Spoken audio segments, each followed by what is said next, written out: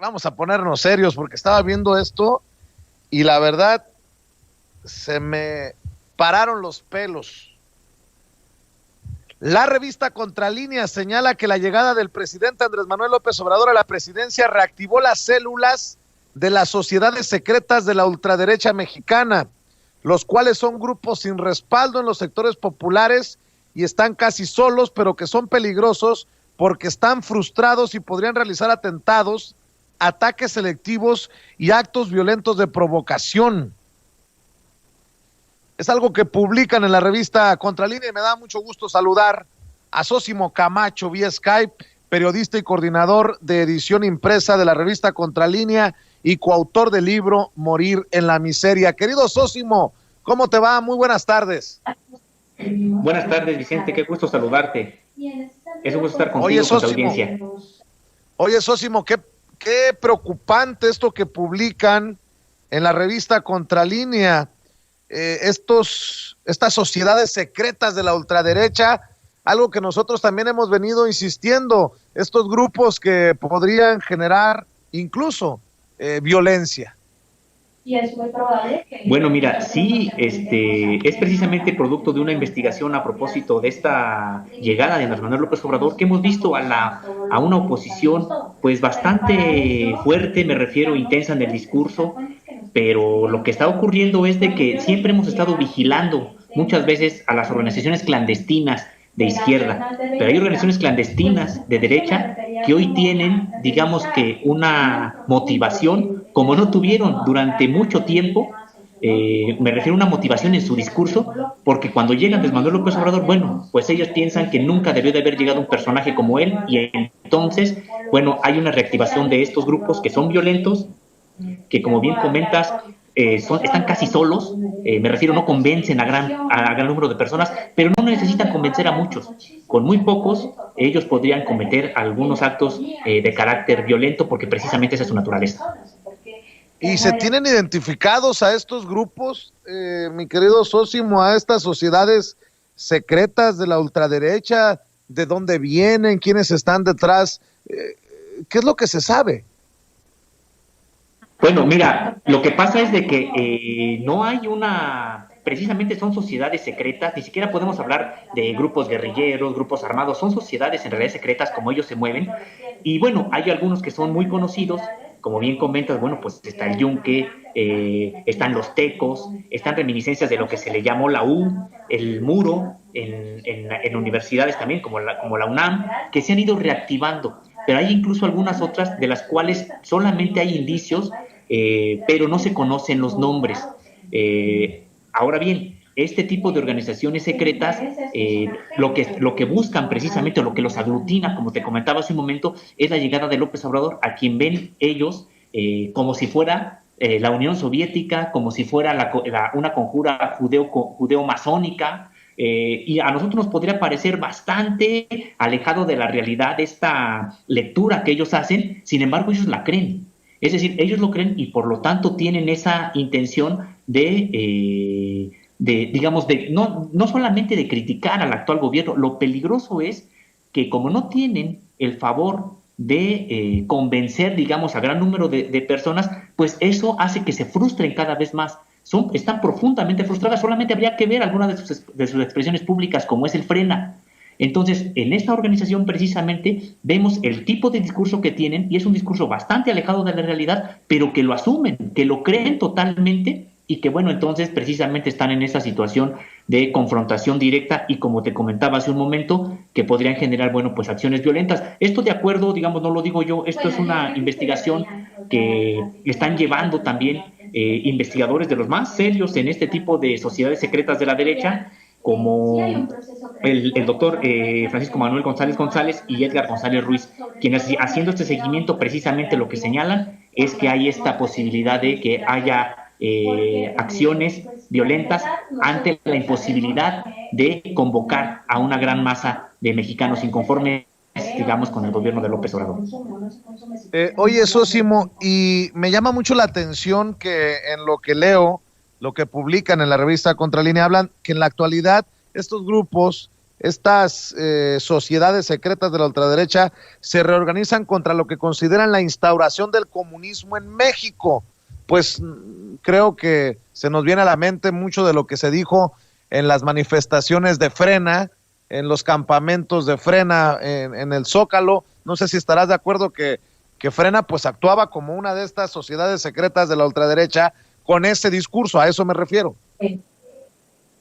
Sí, es que en realidad al interior de Frena hay grupos así, o sea, hay una expresión pública, y es una expresión pública, pero además de esa expresión pública hay expresiones que no son públicas, es decir, que son de este tipo, como comentábamos, clandestinas, de sociedades secretas, y solamente habríamos que analizar un poco el discurso de este líder, de Gilberto Lozano, que digo, no necesariamente es el líder, es el que da la cara, pero bueno, habría que ver sobre todo el discurso o el mensaje que envió a sus seguidores este sábado, me parece que hizo 8 días, donde prácticamente, bueno, pues está anunciando que es capaz de mandar a asesinar al presidente de la República.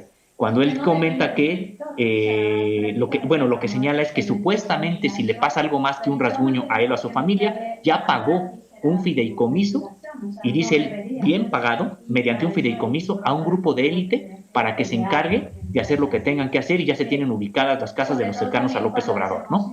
Es una acusación, digo, uno podría pensar que es una acusación que está blofeando, como comúnmente se le dice, como se le comenta, pero en realidad, bueno, eso es precisamente una expresión de lo que son capaces este tipo de sociedades. Yo no estoy diciendo que este señor sea parte de esa sociedad secreta, pero tienen ese discurso, y sí hay al interior de Frena. Tuvimos una entrevista con uno de los voceros de Frena, y bueno, pues él nos dice que son bienvenidos este tipo de grupos, son bienvenidos que todos son bienvenidos en Frena, lo único es de que no haya violencia, pero que todos aquellos opositores al gobierno del espectro ideológico que sea, incluidos, por ejemplo, fascistas o nazis, son bienvenidos en ese, ¿cómo se llama? En ese grupo. ¡Qué locura! ¿Y han pensado, han comparado, han analizado las coincidencias entre estas sociedades secretas de la ultraderecha y lo que ha ocurrido en otros países, Sósimo? Porque así, de ultraderecha y con la Biblia en la mano, fue como entraron a Palacio allá en Bolivia después del golpe de Estado contra Evo Morales. Se me viene a la mente, ¿no? Claro, bueno, pues hay varios tipos de derecha en México. Hay los que son realmente, de derecha confesional. Hay otros que también son de derecha muy dura, pero no son de derecha confesional. Y bueno, por ejemplo, lo que explican es de que aquí tienen muy poca oportunidad aquellos que basan su ideología en términos nazis, por ejemplo, ¿no? O fascistas. ¿Por qué? Bueno, pues porque por el asunto de raza, bueno, pues realmente es algo que tendrían muy poco que abrevar ellos aquí en un país como México. Sin embargo, bueno, pues hay otros grupos que sí tienen que ver con este asunto más tirados hacia el asunto religioso, pero también lo que está ocurriendo es de que hay una secularización de la sociedad en general.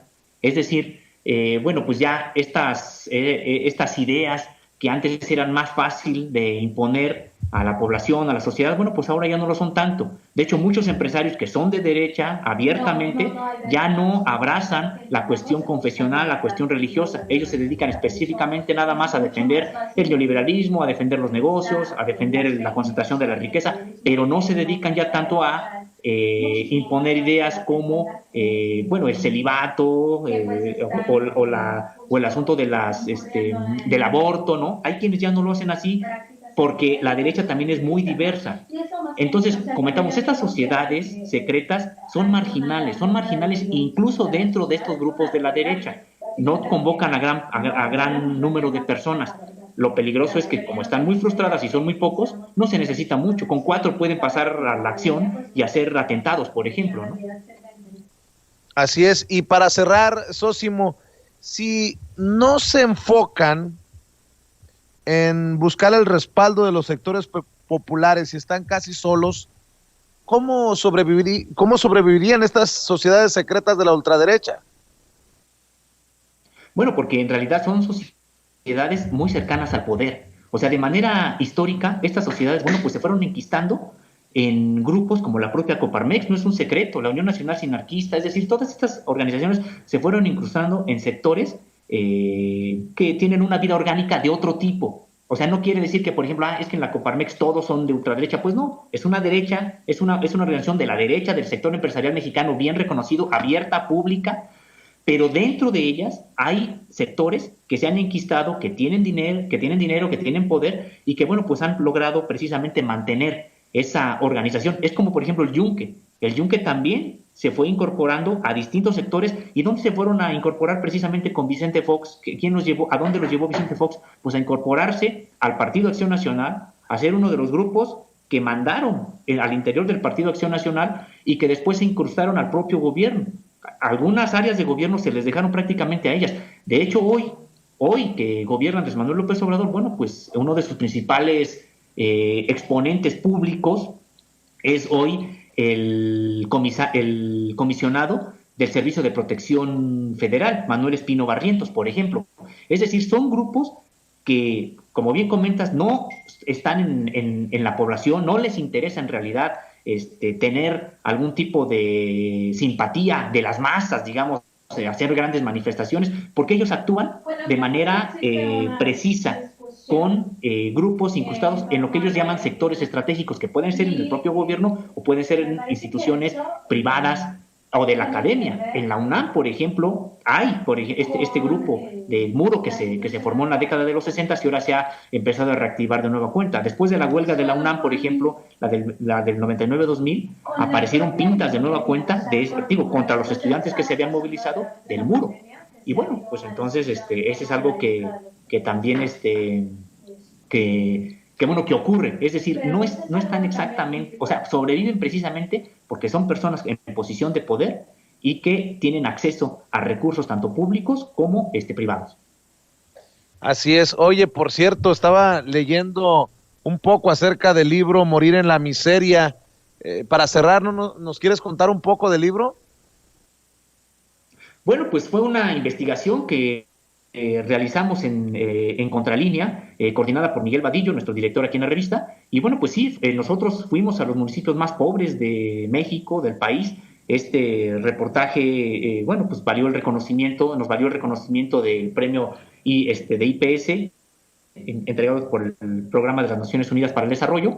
Y bueno, pues sí, fuimos a los municipios más pobres del país, donde nos encontramos historias de comunidades mexicanas viviendo en una situación similar a la del África subsahariana. Es decir, personas que literalmente morían de hambre y que, bueno, pues es parte de tantos años de saqueo a esta nación y de profundización de la desigualdad, donde, bueno, pues unos tuvieron siempre todas las comodidades y este tipo de comunidades indígenas, bueno, pues ni siquiera tenían para lo más indispensable. Sí, es una investigación que llevamos nosotros aquí en la revista Contralínea y participaron todos los reporteros del equipo. Me imagino que ahí no encontramos mucho de estos grupos secretos de la ultraderecha, en el México que fuiste a recorrer, querido Sosimo.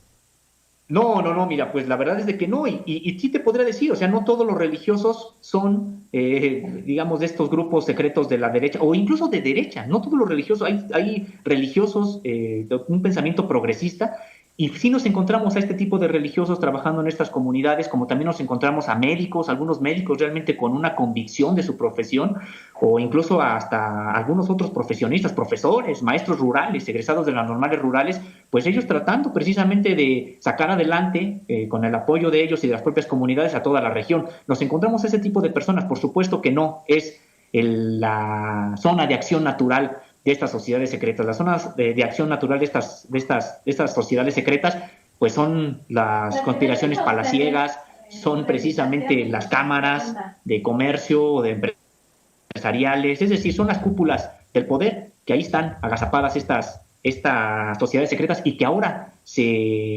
digamos que se reactivan precisamente porque se sienten amenazadas ante la llegada de un gobierno distinto al que ellos estuvieron apoyando durante esas décadas.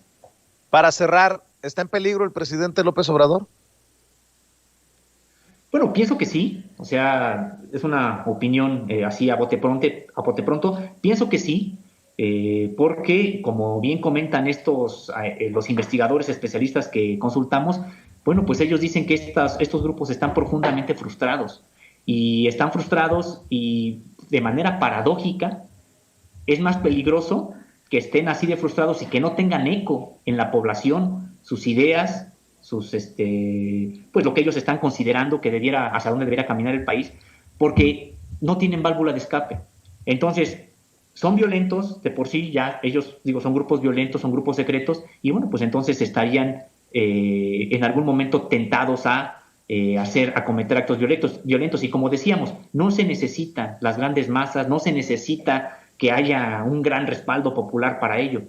Aunque sean pocos, dicen 4, pueden realizar grandes cosas. Y bueno, pues eso es lo difícil y lo peligroso, que no tengan precisamente eco y que no encuentren ellos una manera de canalizar su frustración, su descontento. Sósimo Camacho, ¿en dónde te leen, en dónde te respaldan, en dónde te comparten las personas que nos están viendo amablemente en Sin Censura? Bueno, pues estamos en Contralínea, www.contralinea.com.mx, ahí están las investigaciones que estamos realizando, mis columnas también y los textos de mis demás compañeros, y por supuesto estoy en Twitter como @Sósimo_contra. Te agradezco mucho, Sósimo, te mando un abrazo y estamos siempre al pendiente de lo que publican, de lo que hacen en la revista Contralínea. Les agradezco mucho, muchas gracias, Vicente, muchas gracias a tu equipo, un saludo a todos y sobre todo a tu audiencia. Cuídese, saludos a todos, saludos al maestro Vadillo, a Nancy Flores, es Sósimo Camacho, periodista de los buenos, de los comprometidos, y bueno, es que hay que decirlo, el compromiso de Sósimo es ir a buscar la nota en las zonas más olvidadas, en las zonas más pobres y más vulnerables de México. Ahí está Sósimo Camacho de la revista Contralínea hablando con nosotros sin censura.